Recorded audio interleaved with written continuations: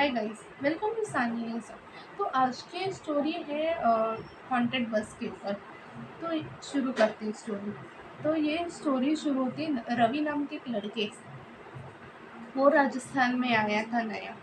उसे मालूम नहीं था इधर का इतिहास क्या है।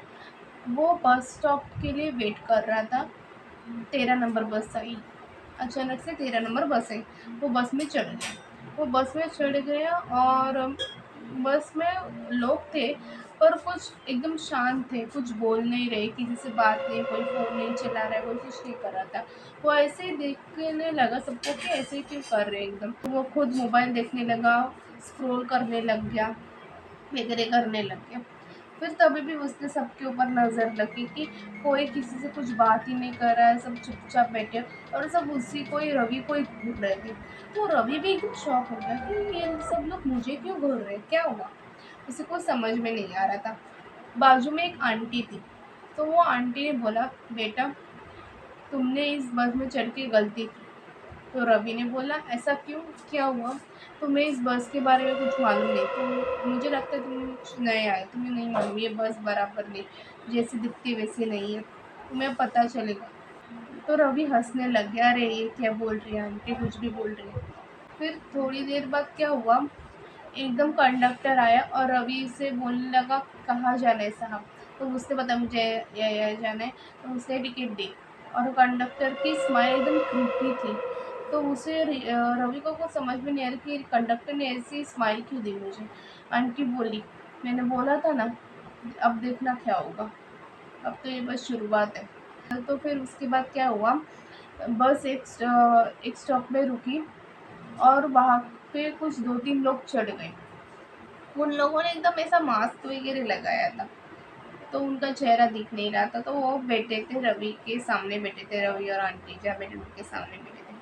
तो ऐसे बैठे थे, वो लोग आगे बैठे थे।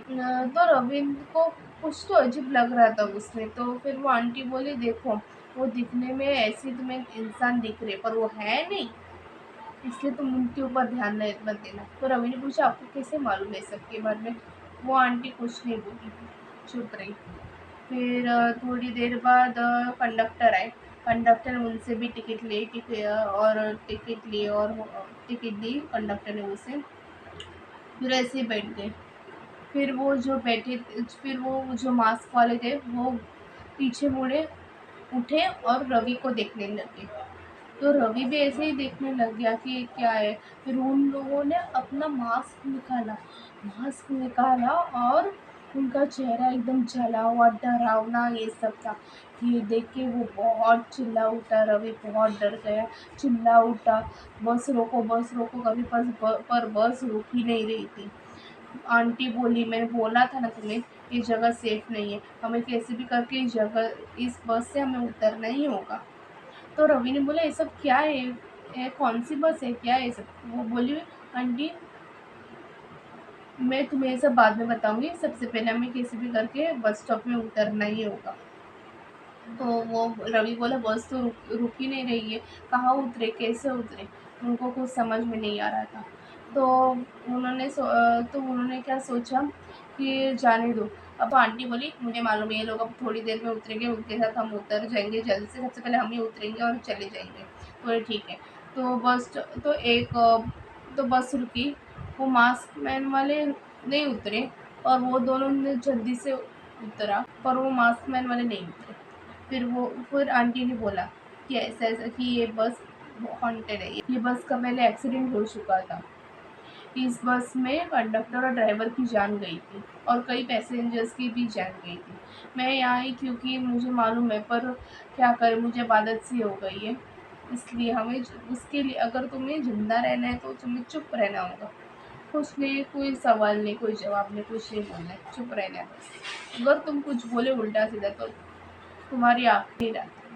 तो ये थी आज की स्टोरी। आई होप आपको पसंद आ गई। लाइक शेयर सब्सक्राइब करें, अपने दोस्तों को शेयर करें। स्टोरी आपके साथ कोई घटना घटे आपके दोस्त या रिश्तेदारों के साथ, तो मुझे ईमेल करें। मैंने अपनी ईमेल आईडी डिस्क्रिप्शन बॉक्स में दी हुई है। तो अगली वीडियो आपके ऊपर होती है। चलो मिलते हैं अगली हॉरर स्टोरी में।